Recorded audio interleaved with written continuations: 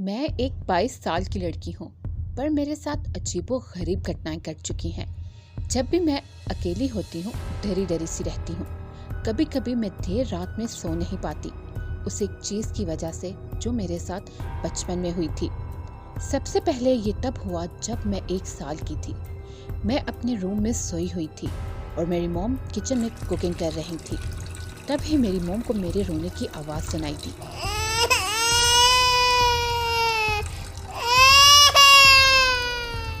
और वो ऊपर भागी, लेकिन जब उन्होंने देखा तो मैं आराम से सो रही थी। वो थोड़ी कंफ्यूज हो गई, लेकिन वो फिर से किचन में वापस चली गई। थोड़ी ही देर गुजरी तो उन्हें फिर से मेरे रोने की आवाज़ सुनाई दी।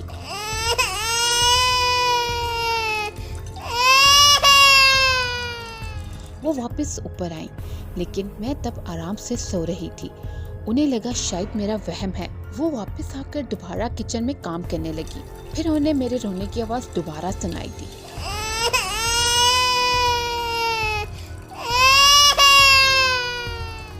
अब वो बहुत घबरा गई थी।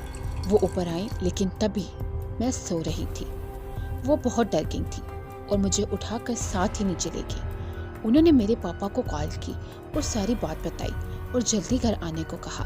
उन्होंने मुझे गोद में उठाया हुआ था कि अचानक उन्हें फिर से रोने की आवाज़ सुनाई दी।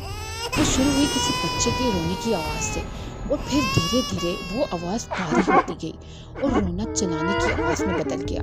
मेरी मॉम डर के मुझे लेकर घर से बाहर निकल आई और गेट पर मेरे पापा का इंतजार करने लगी, जो कि कुछ ही देर में वहां पर पहुंच गए। उस दिन के बाद 4 साल तक कुछ भी नहीं हुआ, लेकिन ये तो बस शुरुआत थी।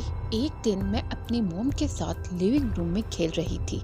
हम सब खुश थे, लेकिन एक बार फिर से वही कुछ हुआ कि अचानक मुझे काली ड्रेस में एक लंबी सी औरत दिखाई थी। मैंने अपनी मॉम से कहा, मॉम ये आपके पीछे कौन औरत है? मॉम ने मुझसे कहा, तुम किस औरत की बात कर रही हो?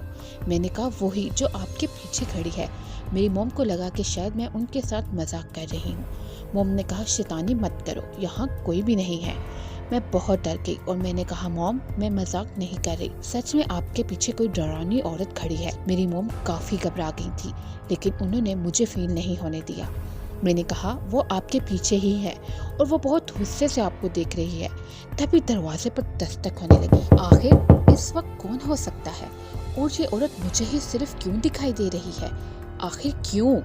ये सब जानने के लिए कहानी का अगला पार्ट जरूर देखिए। आपको कहानी अच्छी लगे तो हमारे चैनल को सब्सक्राइब करें।